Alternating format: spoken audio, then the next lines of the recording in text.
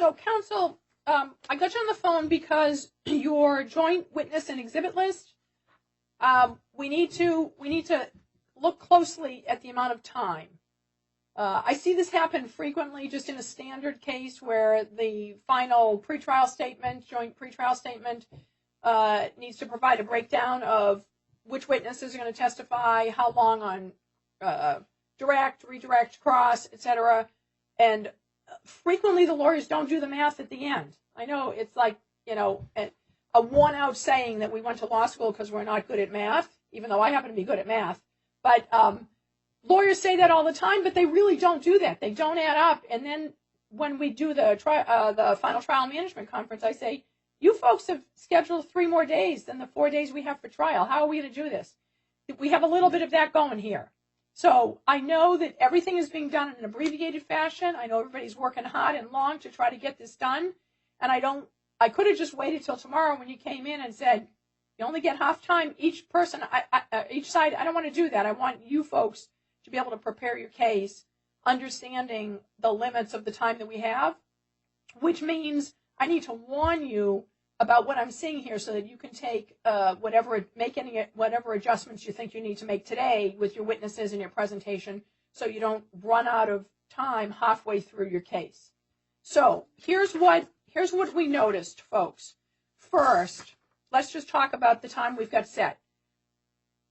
We've got set 9 to noon, and we've got set 1:30 to 4, Anna? 1:30 to 4.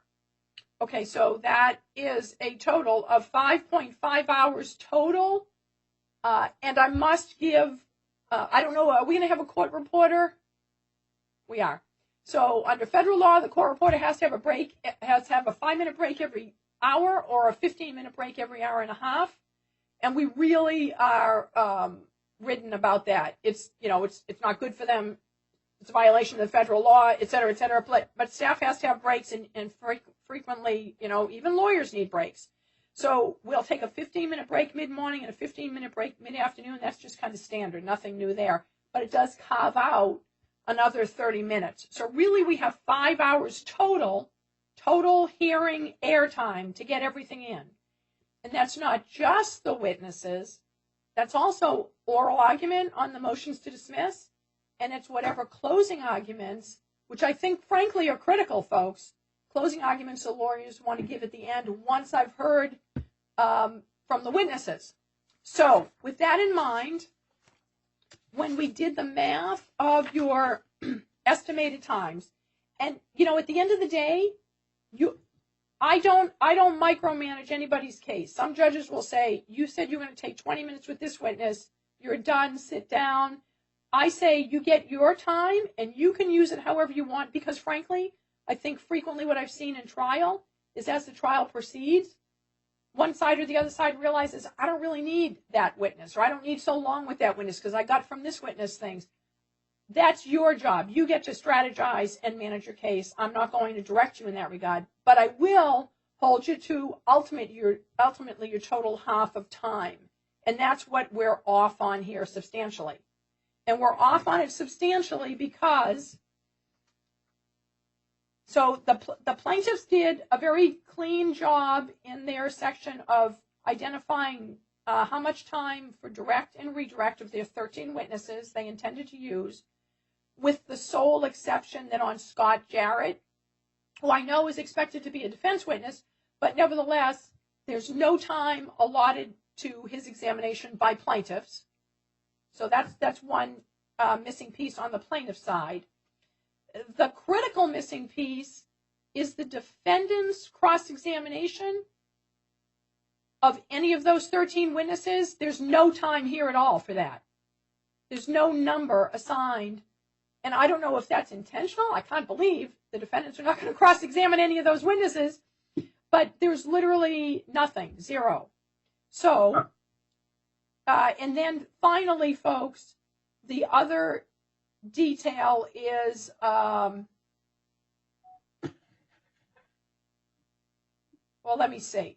Let me put it this way just to kind of illustrate, and then I'll hear from you on what we need to address.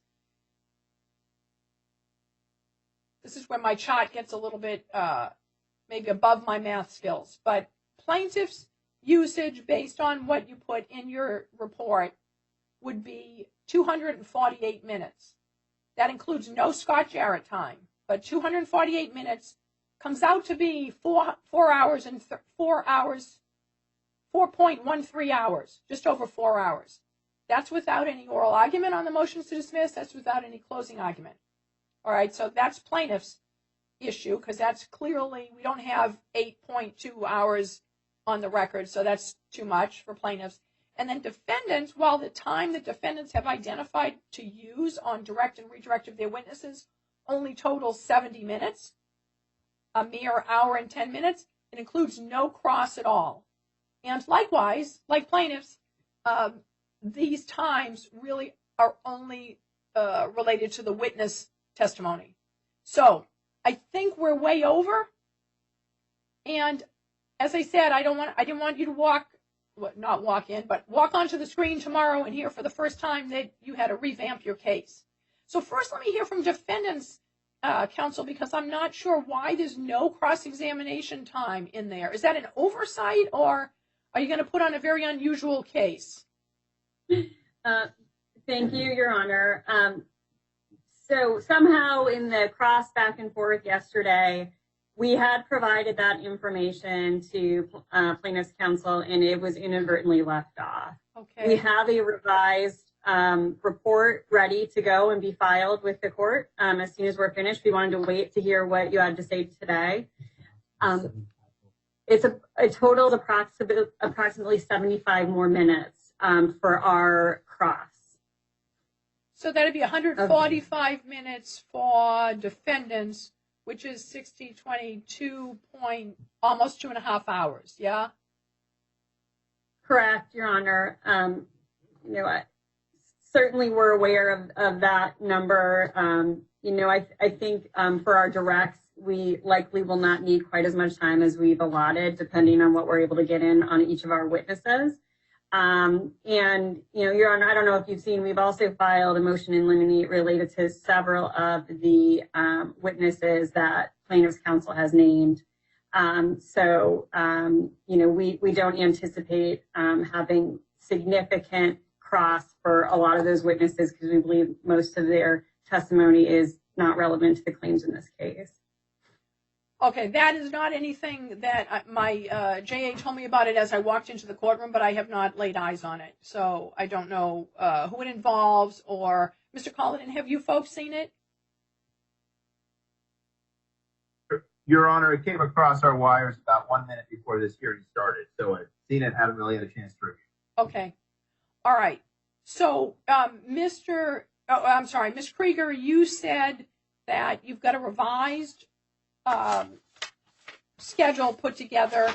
Have you sent that over to the court yet, or can somebody do that as soon as we're done with this hearing? We will do that as soon as we're finished. It's ready to go, Your Honor. We were just, once this hearing got scheduled, we wanted to make sure there wasn't anything additional we should include in that revised document. Understood. Excuse me. Yes. Yeah, one other issue I'd like to raise. Scott Jarrett is only going to be available in the morning. And so it's going to be necessary he's also listed as a witness for plaintiff, but we just wanted to note that his testimony will have to be taken in the morning. Okay, and when you say in the morning, we'll be in session from 9 to noon, any particular window, or is he just open the whole morning? He needs to be finished by noon. Okay, all right.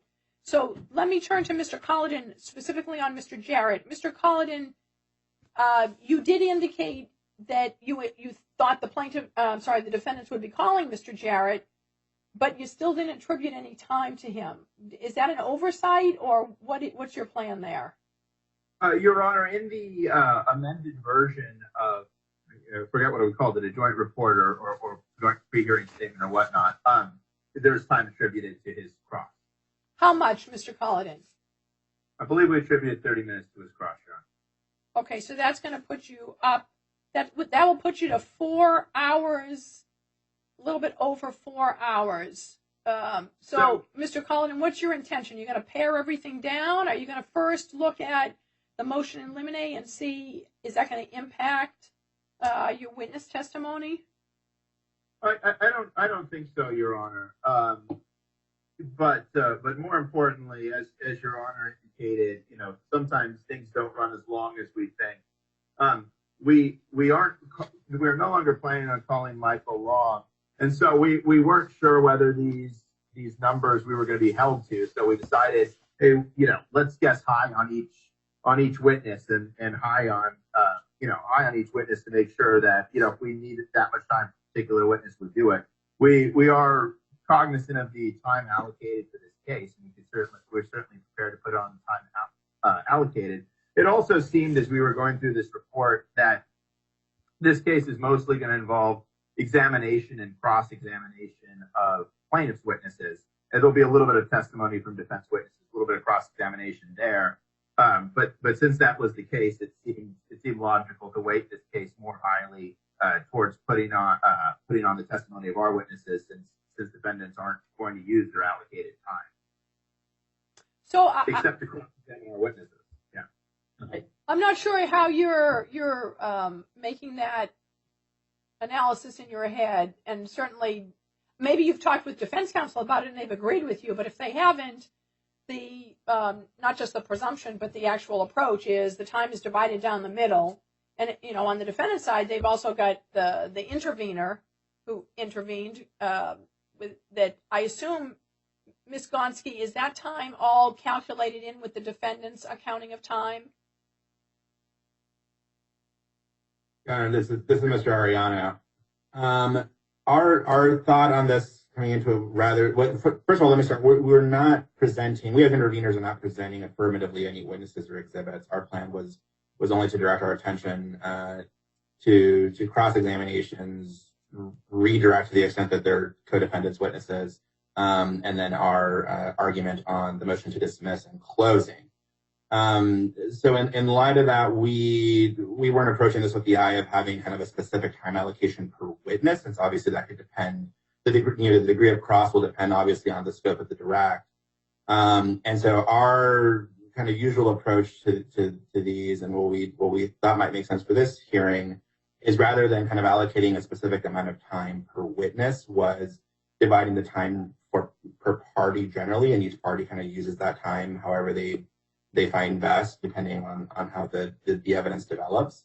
And so I think our preference would be to kind of have a set allotment of time that we could then kind of keep track of as we kind of cross-examine each witness individually and approach our argument.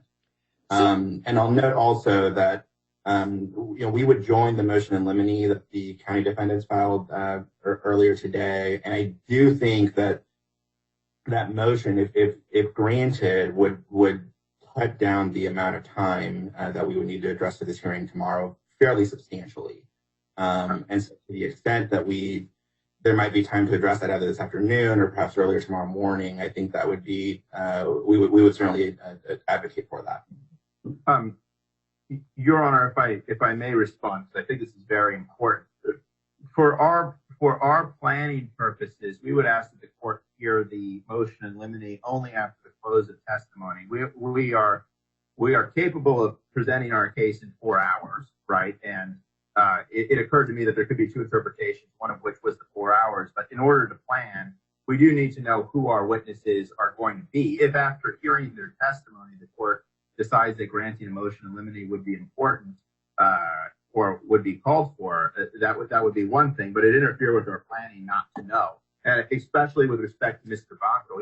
He's an extremely critical witness for us because he establishes, that this happened repeatedly. And so, any one person, there's a potential, although we think very low potential here, but any one person, the defendants could say, oh, maybe they didn't see this, maybe they didn't consider this.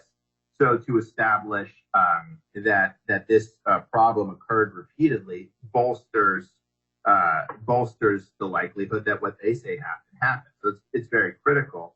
So we would like to plan for our 4-hour case and be able to choose what witnesses we're going to put on in those 4 hours so we can really set the time allocation without having to go, oh, but there could be a motion limiting here, motion limiting here. Mr. Collidan, you lost me at the outset because why are you referring to your 4-hour case? We do not have 8 hours to put on this case. I'm so sorry, Your Honor. You said our 2-hour case. My brain was thinking our 2-hour case, of course, Your Honor. Well, Mr. Collidan, maybe you're not good at math, but basically the 5 hours we have, it breaks down to 2.5 hours, so you don't short yourself a half an hour, all right? 2.5 hours per side.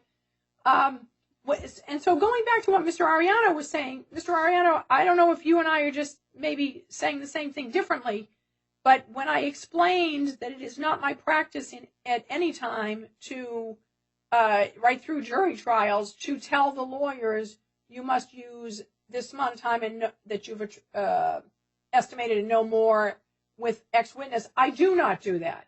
So I do exactly what you're suggesting you think would be useful, which is, here's your 2.5 hours, here's your 2.5 hours. You are to each keep track of your own time. I don't have a chess clock up here. I know I have some compulsive colleagues that do that. I do not do that. But frequently what you really need is you need somebody sitting next to you keeping track of your time on both sides, because my bailiff's got plenty of other things to do in the courtroom. Sometimes lawyers will say at the end of the first morning session, well, didn't your bailiff keep track of our use of time? And I say, no, that is not her job. And if you have an assistant or a paralegal or yourself or somebody else, you're going to have to do it. Every now and then the lawyers get down into a knockdown drag out about they've got different calculations of how much time was used. So I keep a very, very, very rough estimate. But at the end of the day, you've got your 2.5 hours to use however you choose. You've got your 2.5 hours to use however you choose. And if somebody gives me a 3-minute closing argument and they spend an hour more during examination of witnesses, you can do that. It may not inure to your benefit, but you certainly can make those strategic calls. What I don't want to have happen, because I've seen this happen, is the lawyers just move along. Everything takes longer than you think. The witnesses, you can only control witnesses to some degree. You think you know what they're going to say. Some of them are chatty. Some don't speak real clearly. You spend more time with one, you spend more time with another, and all of a sudden you're behind the 8 ball in terms of how much time you've used up already. So you get to the end of the day or the session and you're like, uh-oh, I'm not on track here. And then lawyers will ask for more time. I need you to know there is no more time. There's no more time because of where we are on the calendar. I mean, this case could have been filed. It was, in fact, essentially filed previously. We could have been further ahead of these pending looming deadlines, so it's going to be finished tomorrow. I don't like to say things with 1,000,000% certainty, but 1% less than that. I'm saying that with 1,000,000 minus 1% certainty. It has got to be put on tomorrow, folks. Also, in that regard, I think the other thing that I don't want to see the lawyers do is you can get wrapped up in that whole dynamic of examining witnesses and cross-examining the other side's witnesses and then realize I did not leave enough time to present my argument. The closing argument is really pretty critical in most instances. Lawyers know their case so well and they're so convinced frequently of their own views and their own evidence that they think for the fact finder, whether it's the jury or the judge, I don't need to connect all the dots because she's going to see it my way or the jury's going to see it my way. Frequently we don't. But you can help us do that by giving us a connect the dots. So it's important in that regard. And also the motions to dismiss need to be argued in here. Again, if I just say you each have 2.5 hours, which I would do in the course of a trial, sometimes lawyers end up giving a really brief closing argument and other ones leave some time on the table. That's okay. But we do need to cover during the course of those 5 hours, oral argument on the 2 motions to dismiss and getting through all the evidence, plus the closing argument. I don't know where this motion in limine, which is a surprise to me, I wasn't warned it was coming, so I haven't given any thought to, where could we factor that in. and I know everything's moving fast for everybody, so I'm not being critical. I'm just saying I can't tell you as I sit here at this moment without having even read it and knowing what it contains and how many witnesses it talks about. Maybe it's on 1, maybe it's on 5. I don't know. I can't tell you where we're going to fit that into the schedule. I'd just be shooting in the dark because I have no idea what's in that filing. And Mr. Colladin, you're going to want to file a written response to that? Well, Your Honor, we could do this in 2 ways. We could file a written response, which would not be our preference. Our preference would be to argue it orally after closings or after the testimony has actually been put on. So Your Honor will be well aware of whether it's relevant or not. And that way, because we have very limited time to continue to prepare this case for tomorrow, to have to devote time to making a written response and also to planning our time allocations, if it's granted, if it's not granted, would make planning for this case very, very difficult. So our preference would be for oral arguments on the motion in limine after testimony has been presented. Okay, Ms. Krieger, what is you're probably one of the few on the line that knows what's in your filing. So what do you think about that? Your Honor, we disagree with putting the evidence on and then arguing the motion in limine after. We think that's a decision that the court needs to make in advance. And I also need to let the court know that we are also about to file a motion to quash the subpoenas that were served yesterday. There were subpoenas served around noon and 3 p.m. yesterday. And those also relate to some of the witnesses that the plaintiff has listed in the report. And in both, we would feel that those need to be decided before the evidence is put on in the case. Well, exactly, Ms. Krieger, exactly when am I going to do that, given when you're filing those motions and given that plaintiffs need to see them? Your Honor, we just received the list of witnesses at 4 p.m. yesterday, and these subpoenas were served yesterday in the afternoon. We are doing them as quickly as we can. We should have the motion to quash filed within the next 20 minutes after we get off of this. We're willing to come back on later this afternoon and argue those if that is the court's preference, or we can allot the time as needed tomorrow morning to argue those as well. Ms. Krieger, these are motions to quash what? Witness subpoenas? Subpoenas to appear as witnesses? I'm sorry, Your Honor. Are they, I think I talked over you, sorry. Is it a motion to quash subpoenas for the appearance of witnesses to testify, or for documents, or what? There were specific witnesses that were requested. Scott Jarrett was one, which he will be there, of course.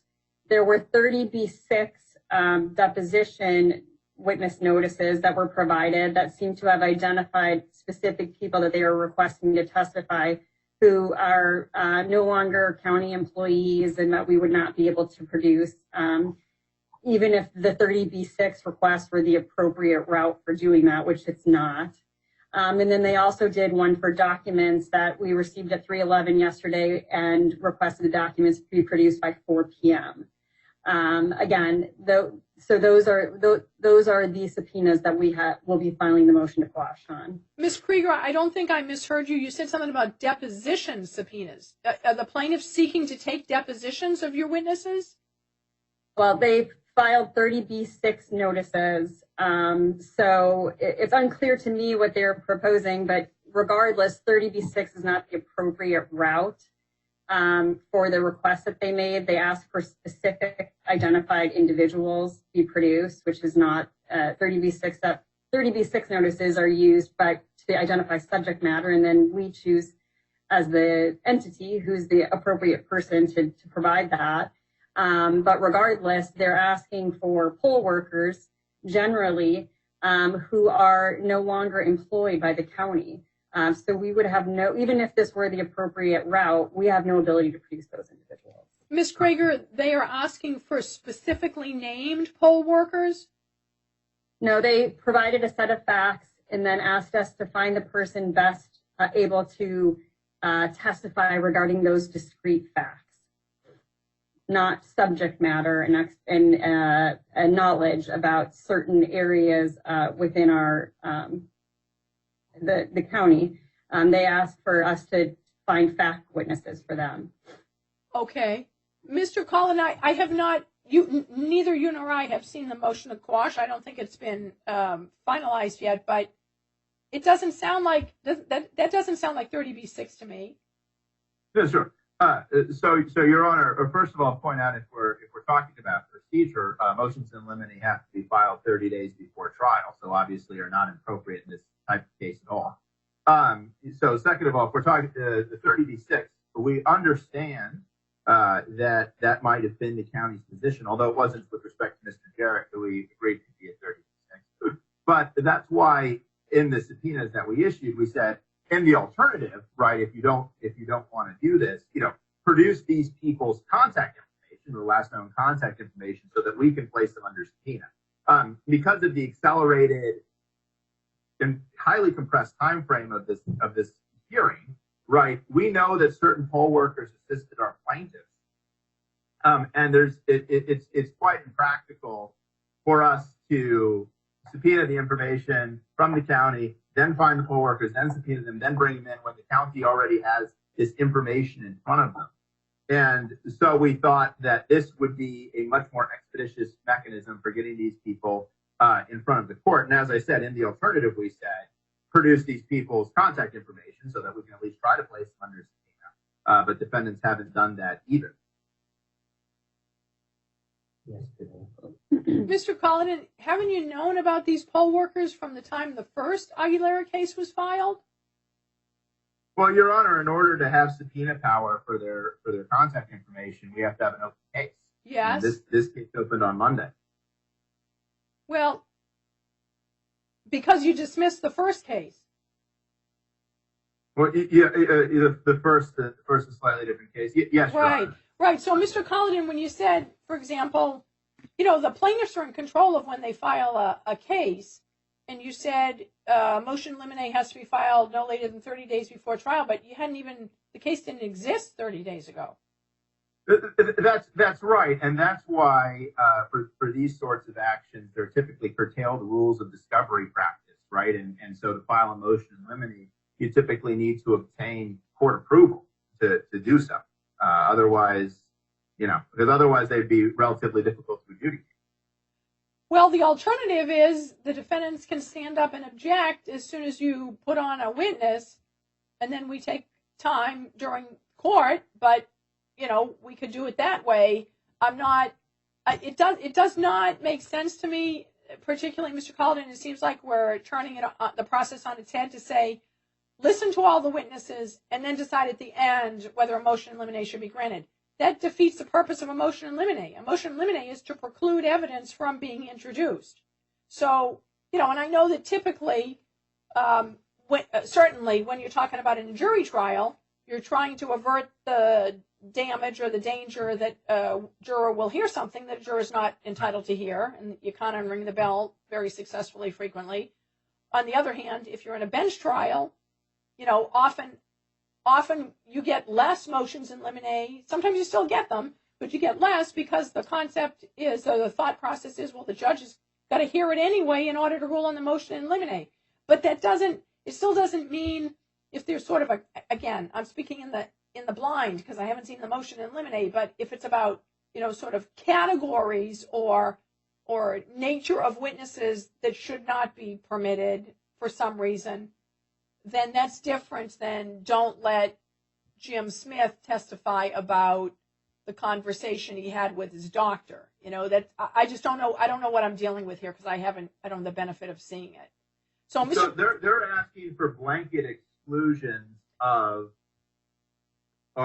witnesses. Like the plaintiff can't call Joshua D. Banco. This is from what I can tell, and that's why it makes it so difficult, right? If it were categories of things, it might be simpler, but to say, to not know whether we can present one of our most important witnesses tomorrow is prejudicial, frankly, because it makes it very difficult for us to plan our case. So, Mr. Collin, here's what we need to do. You and I need to both get the benefit of reading that, since neither one of us has yet. And then only after I've seen it and been able to sort of piece it into the rest of this puzzle? Well, I know, am I getting you folks back on the phone yet again today? Because you've indicated, Mr. Colladin, you'd rather not take the time to submit a written response. I understand you got a lot of things on your plate, like everybody on this screen does right now. And apparently there's a motion to quash coming too that we're going to have to pay attention to. So let's do this. Let's end here. I appreciate you folks all being available this quickly. I was afraid some of you, might be tied up with Judge Hannah's case or otherwise distracted doing a million other things that you probably have on the back burner. But are people going to be generally available this afternoon if I need to get you back on the phone? That's right, Your Honor. And if you are inclined to decide the motion in limine prior to the hearing, which again we would think would be not appropriate in this type of expedited matter, but if you are so inclined, then of course we would want to put a written response on the record. It just makes planning this case and doing the rest of the things that we need to do very, very difficult before tomorrow. I mean, Mr. Colladin, let me just clarify that so you and I are on the same page. Because say I were to conclude along with you, hey, you should have told us about this. This is too much at the last moment. We can't deal with this. Just make your objections at trial to those witnesses. Well, then, as soon as Ms. Krieger stands up, as soon as you start with that, Mr. Banco or whomever, she stands up and she makes her argument. And if I'm persuaded she's right, then you've lost your witness and you have even less notice than you do today. So, sure. To some degree, we're a little ahead of the ball by dealing with it today instead of tomorrow, even though maybe it has to get dealt with on the record. I don't know until I've seen it. Okay, Your Honor. Well, again, if you were so inclined to decide it prior to testimony being taken, then we would want to get a written response on the record. We'd probably want to make a proffer of testimony so that we had it in the record. So the courts of appeals could consider whether this would have been relevant evidence and that sort of thing. So, Mr. Colladin, I will instruct you to go ahead and prepare that response because I can't prejudge something I haven't seen. So, in other words, if you're going to sit and just sort of wait to hear, am I inclined to grant it? I generally don't give people sort of advisory rulings on things. That's a really dangerous thing for the court to do. I understand why you're asking for it because you're saying, hey, it could save us a lot of time. If you say, this is meritless, I'm not granting this, well, then for appellate purposes, we got a problem too because there isn't a complete record as to what was considered. So I think, frankly, the best approach to protect your concern, which is a legitimate concern of making a complete record, go ahead and prepare a response. It doesn't need to be long and elaborate, etc. Give me what I need to know. I will read them both, and I will either get you folks back on the phone today if they come sufficiently in advance of the end of the day, because otherwise you're going to deal with an even worse scenario, which there's no way to prevent. If I say I'm not dealing with the motion in limine, it's too late. Well, then, like I said, Ms. Krieger, as soon as your first witness gets up tomorrow, she makes her objection, and then it's even worse for you because then you didn't have any time to prepare for, I'm not going to get to ask this witness about this evidence. I'm going to have to get it through somebody else, or I'm going to have to revise my approach to what I'm going to present.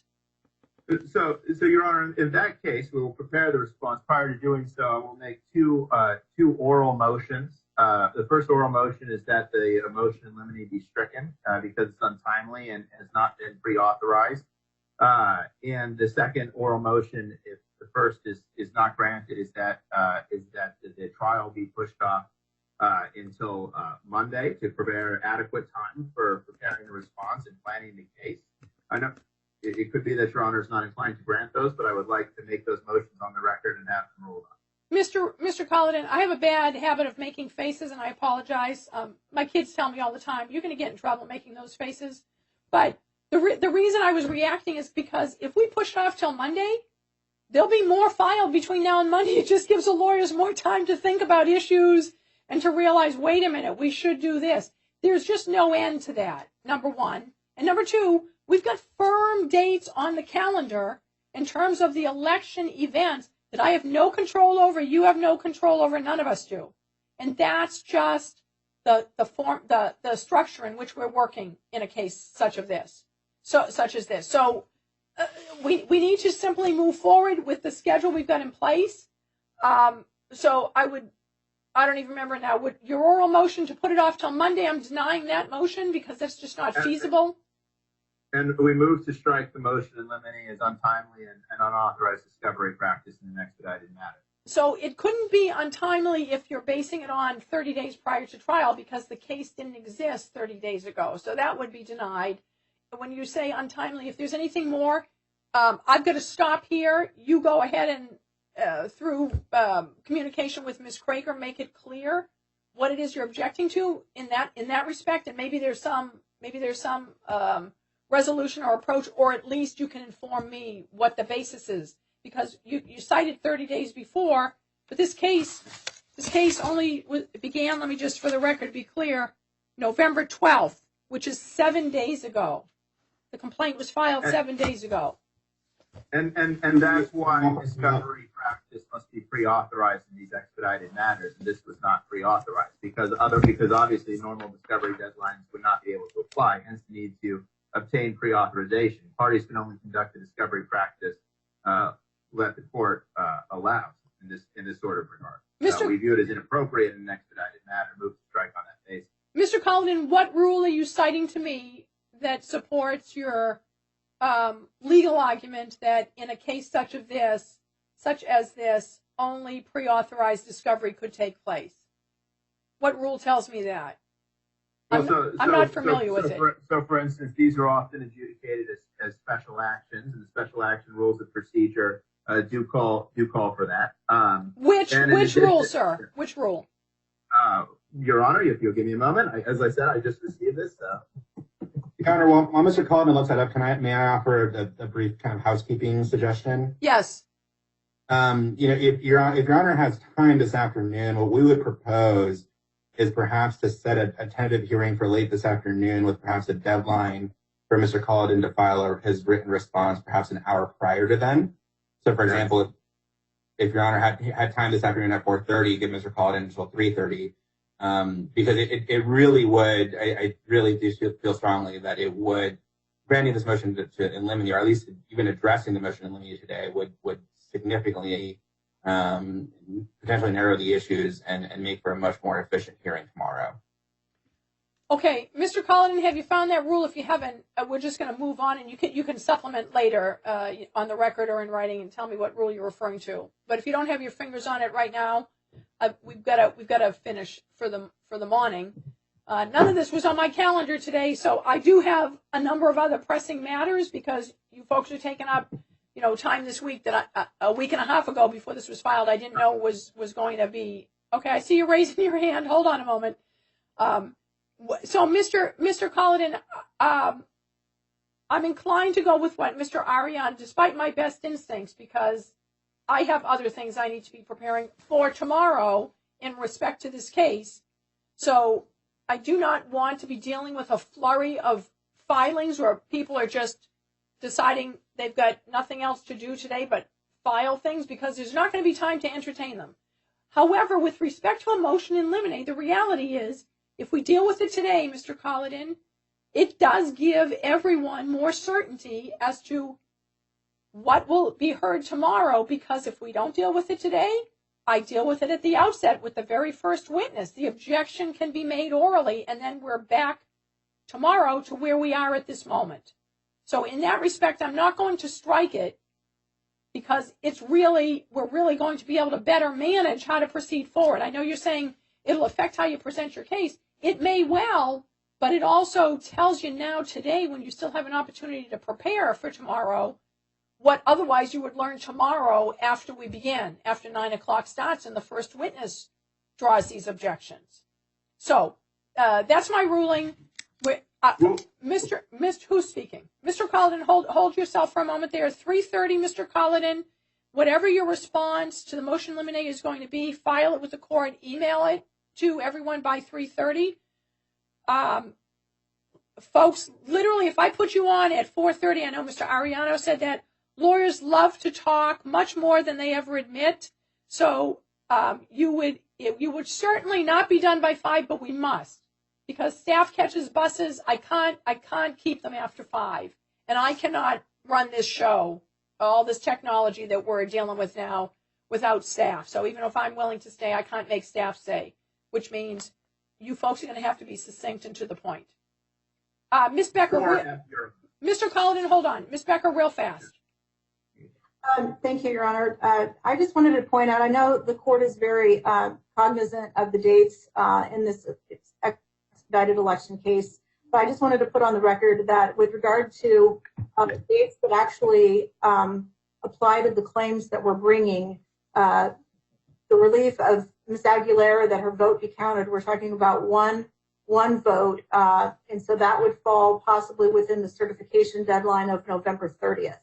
So even if our position is that pushing to Monday, I know you've already ruled, but we did request a 2-day trial, and even at this point, as the interveners and the defendants have suddenly started filing motions, we would prefer to actually have the trial on Monday, because the date that you're concerned with is actually November 30th, and we think it would still be reasonable to be able to do this on Monday as opposed to tomorrow, now with the flurry of motions that were not instigated by plaintiff. And that's what I wanted to make sure that you're aware of. Thank you. Okay. Ms. Krieger, you folks consider that and let the court know in an email what your position is to that. We're not going to talk anymore now. I've been saying for the last 10 minutes we need to get off the phone. We really do, because I've got something pressing.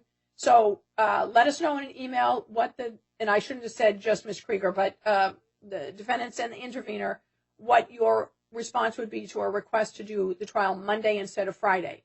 If all that's going to result in is the lawyers using the whole weekend to file things that then I'm going to have to deal with on Monday, Mr. Ariano is smiling, but I'm not trying to be facetious, but that is what people do. You sit and you think and you cogitate about it, and you're like, oh wow, what about this? We need to address this. Let's put this in writing. So that will have us even further behind the 8 ball on Monday, which as a practical matter is not going to behoove any of us to get there. So Ms. Becker, I hear your request.